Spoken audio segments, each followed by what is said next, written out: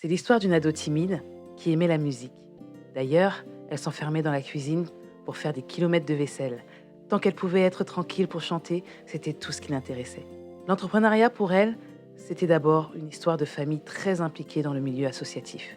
Puis, elle y fait ses armes, entre buvettes, facturation et dossiers. Mais ce qu'elle adorait, c'était l'effervescence de ces moments de partage.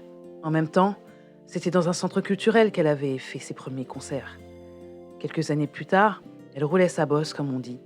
Entre répétitions, spectacles de fin d'année et festivals, à chaque projet, son défi.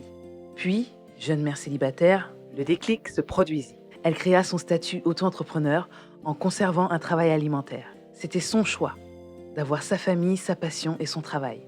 Un choix rempli de sacrifices qui est passé de la précarité à l'équilibre et de la stabilité à l'épanouissement. Plus d'une centaine de concerts plus tard, son système était rodé. Je l'avais rodé.